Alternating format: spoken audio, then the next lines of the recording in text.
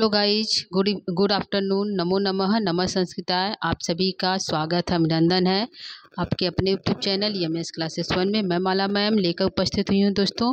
यहाँ पे जो आप लोग का यहाँ पे जो है बिहार में मासिक पेपर होता है दोस्तों, मतलब महीने में, हर महीने में पेपर होता है। तो ये अगस्त का पेपर 2024 का है और संस्कृत का है। ठीक है, तो संस्कृत का पेपर अगस्त माह का है, तो इसका हम आज आंसर की यहाँ लेकर उपस्थित हुए हैं। पेपर जो है 23 अगस्त को हो चुका है, यानी कल की क्लास में पेपर हो चुका है। आज हम इसका जो है आंसर की लेकर यहाँ पे उपस्थित हुए हैं।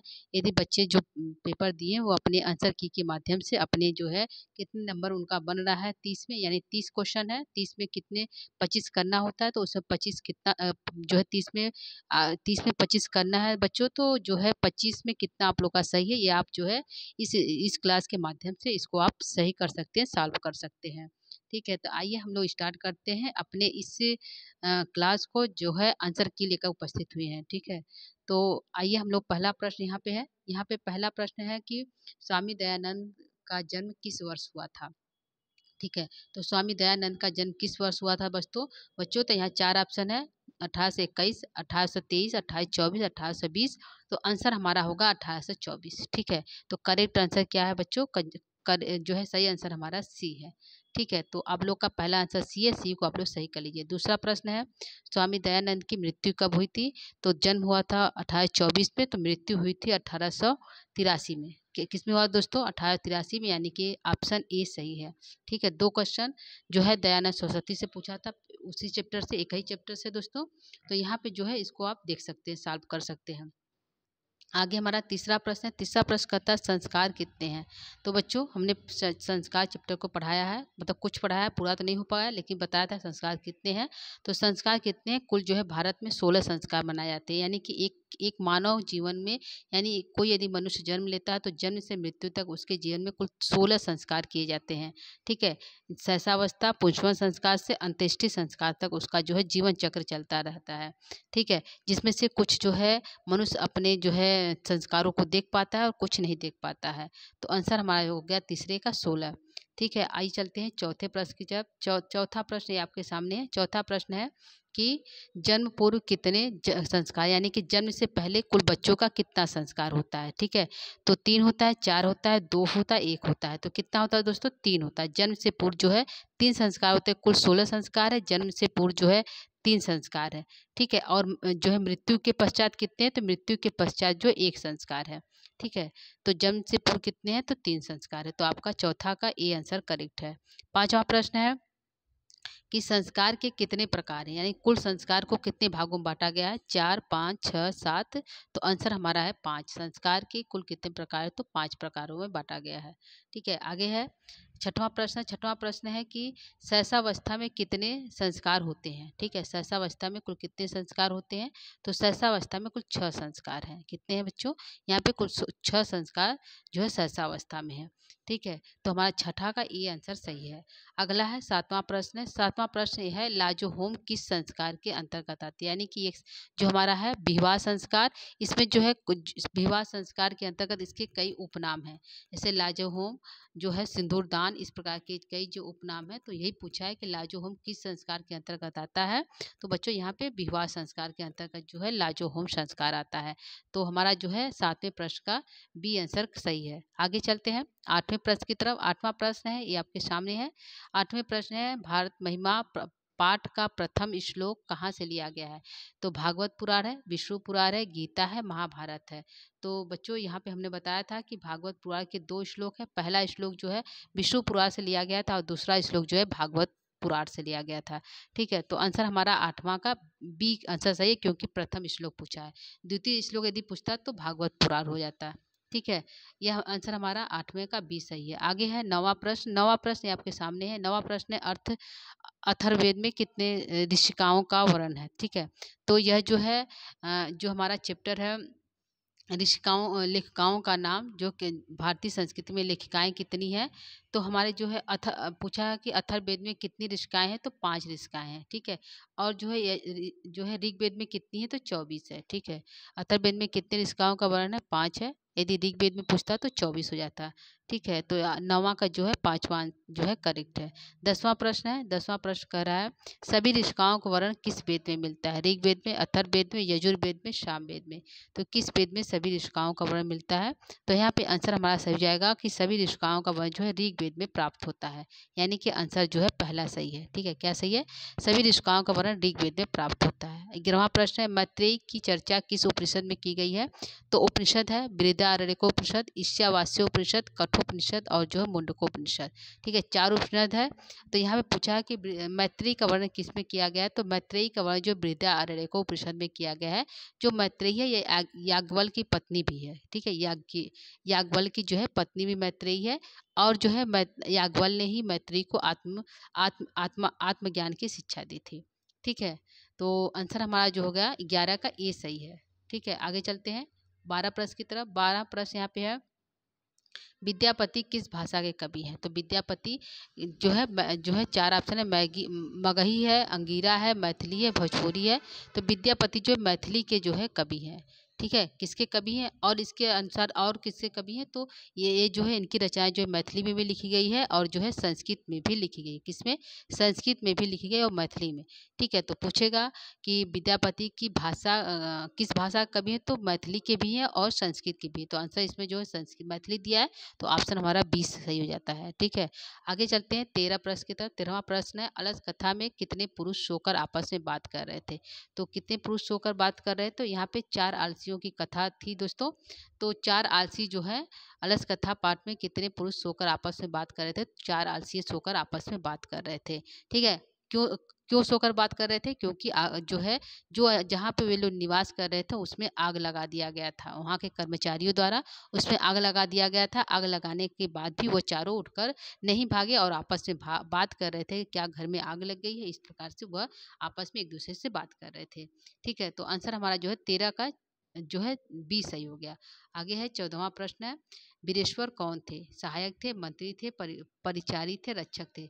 तो वीरेश्वर जो है राजा का मंत्री था और जो है यह जो है सभी आलसियों को भोजन और वस्त्र देता था। ठीक है, तो मंत्री होगा। वीरेश्वर कौन था? मंत्री था। यह सभी जो आलसियों को भोजन और वस्त्र देता था। ठीक है, तो हमारा 14 का सी आंसर करेक्ट है। आगे है 15वां प्रश्न। 15वां प्रश्न है नीतिकार आलस्य को किसके नाम से जानते हैं? जो आलस कथा है आलस जो नीतिकार आलस को किसके समान मानते हैं? तो नीतिकार मानते हैं कि आलस जो है शत्रु के समान है। किसके समान है? शत्रु के समान है। तो यहाँ पे आंसर 4 है। रिपु है, मित्र है, रिपु और मित्र दोनों इनमें से कोई नहीं। तो रिपु यानी शत्रु को एक नाम रिपु भी है, रिपु भी कहा जाता है शत्रु को। तो आंसर हमारा जो है 15 का ए आंसर करेक्ट है। आगे चलते हैं 16 प्रश्न की तरफ। 16 प्रश्न है कि मैथिली के अलावा किस भाषा में विद्यापति का स्वामित्व था? यानी कि मैथिली के अलावा अब विद्यापति और क्या जानते हैं दोस्तों? तो अभी हमने ऊपर बताया कि मैथिली की जो कवि विद्यापति और मैथिली और संस्कृत दोनों भाषाओं में अपनी रचना की है। तो आंसर हमारा जो है सी सही हो जाता है। 16 का सी आंसर सही है। ठीक है, आगे है 17 प्रश्न। 17 प्रश्न है पटना किस नदी के किनारे स्थित है? गंडक है, सोन है, गंगा है, पुनपुन है? तो पटना जो है गंगा नदी जो पटना के बीचों बीच होकर बहती है, तो जो है गंगा नदी है। पटना किस नदी के किनारे अवस्थित है? तो गंगा नदी के किनारे स्थित है। ठीक है, आगे है 18 प्रश्न। 18 प्रश्न है गांधी सेतु कहाँ स्थित है? तो गांधी सेतु जो है पटना में स्थित है। कहाँ है दोस्तों? ऑप्शन 4 है हाजीपुर, छपरा, पटना, भागलपुर। तो आंसर हमारा जो पटना में जो है गांधी सेतु पुल है। ठीक है, तो इसको जो है एशिया का सबसे बड़ा पुल भी कहा जाता है। तो ये हमारा हो गया दोस्तों 18 प्रश्न। आगे प्रश्न हम देखते हैं। कुछ टोटल प्रश्न बच्चों यहाँ पे 30 है, जिसमें से आप लोग को 25 करना था। देखिए आप लोग का कितना सही हो जाता है। 25 में से कितना सही आप लोग ने किए, आप अपना जो है जांच स्वयं कर सकते हैं इस क्लास के माध्यम से। अगला प्रश्न है सत्यमेव जयते कहाँ से लिया गया है? तो 4 ऑप्शन है गीता से, रामायण से, महाभारत से, मुंडकोपनिषद से। तो कहाँ से लिया गया बच्चों? तो सत्यमेव जयते जो है मुंडकोपनिषद से लिया गया है। ठीक है, तो आंसर हमारा जो 19 का डी आंसर करेक्ट है। अगला है 20वां प्रश्न नानृतम में कौन सी संधि है? स्वर संधि है, व्यंजन संधि है, विसर्ग संधि है, दीर्घ संधि है? नानृतम अनृतम यानी कि नानृतम अनृतम एक तरह से नई तत्पुरुष समास होना चाहिए। तो उसके न रहने पर यहाँ पे जो है ना धन नृतम, तो यहाँ पे दीर्घ समास हो गया। क्या हो गया? दीर्घ समास। यहाँ पे आंसर सही है 20 प्रश्न का। ठीक है, तो आगे है, आगे चलते 21 प्रश्न की तरफ। 21 प्रश्न है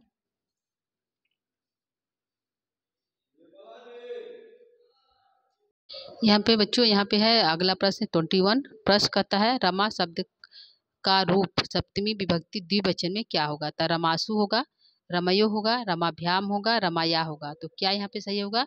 तो रमाभ्याम दोस्तों, बच्चों यहाँ पे जो है सप्तमी का नहीं है, जो है द्वितीय तृतीया चतुर्थी पंचमी में रमाभ्याम लगता है, तो यह हमारा गलत हो जाता है। ठीक है, गलत ऑप्शन को भी काटना सीख लीजिए, या यदि हम गलत को काट लेते हैं तो सही अपने आप पता चल जाएगा। ठीक है, तो यहाँ पे है कि सप्तमी विभक्ति द्विवचन पूछा है, तो यह जो तृतीया चतुर्थी और पंचमी में रमाभ्याम बनता है। रमासु सप्तमी बनता है, बहुवचन है। ठीक है, यहाँ द्विवचन पूछा है, तो जो है सप्तमी में रमाशु बनता है। रमाया नहीं बनता है, यह जो द्वितीय का है। तो यहाँ जो पूछा है रमयो, रमयो जो है यहाँ पे जो है सप्तमी का द्विवचन हो गया। तो आंसर हमारा 21 का बी आंसर करेक्ट है। रमा शब्द का रूप सप्तमी विभक्ति द्विवचन में क्या है? तो रमयो है। ठीक है, तो हमारा जो है 21 का बी आंसर करेक्ट है। आगे है पृछंतु किस लकार का है? ठीक है, पृछंतु किस लकार का रूप है? लंग है, लोट है, विधि लिंग है, लट है। तो पृछंतु जैसे पढ़तु पठता पठंतु, तब पृछतु पृछता पृछंतु, यानी कि लोट लकार है। ठीक है, ठीक है दोस्तों, तो यहाँ पे जो है 22 का बी आंसर करेक्ट हो गया। आगे है 23वां प्रश्न है, यहाँ पे ज्ञास्यंती पद का पुरुष और वचन किस निम्न में से कौन सा है? तो ज्ञास्यंती पूछा है प्रथम पुरुष द्विवचन का, तो प्रथम पुरुष यह बहुवचन का है। क्या है? प्रथम पुरुष बहुवचन का ज्ञास्यंती है। ज्ञाति ज्ञात ज्ञास्यंती जो है जो है लिट लकार का है। ठीक है, जैसे पढ़ती पढ़ता पठंती, वैसे ज्ञास्यति ज्ञास्यता ज्ञास्यंती जो है लिट लकार का प्रथम पुरुष बहुवचन है। लकार कौन होगा? लिट लकार होगा, यानी कि भविष्य काल होगा।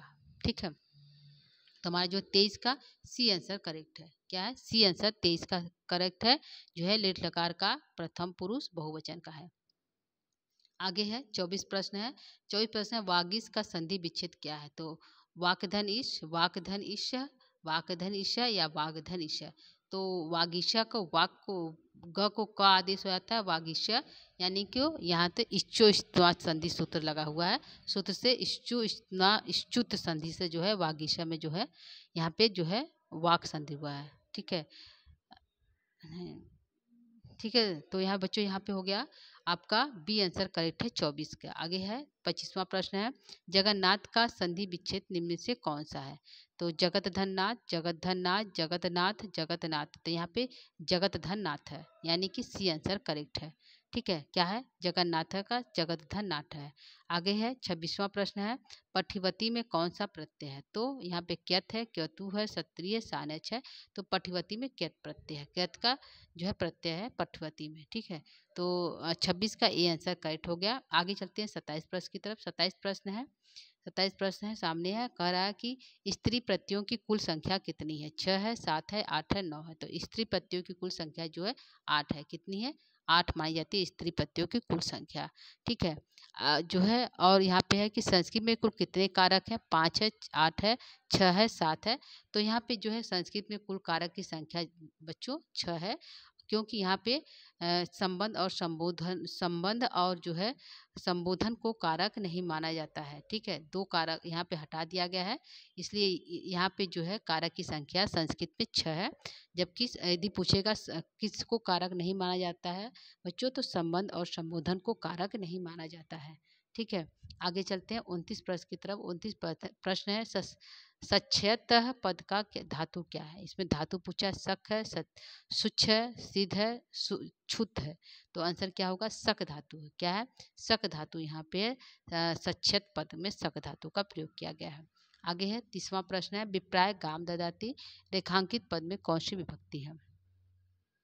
तो यहाँ पे कारक का चतुर्थी विभक्ति है, यहाँ पढ़ाया गया है। यदि कोई किसी को प्रसन्न करना चाहता है, खुश करना चाहता है, तो उसमें चतुर्थी विभक्ति लगती है। तो विप्राय जो है किसको खुश करना चाहता है? विप्राय यानी ब्राह्मण को खुश करना चाहता है। क्या देखकर? गा देखकर। तो कर्ता जिसको सबसे अधिक देना, जिसको चाहता है, देना चाहता है, उसमें द्वितीय विभक्ति लगती है। और किसको देना चाहता है?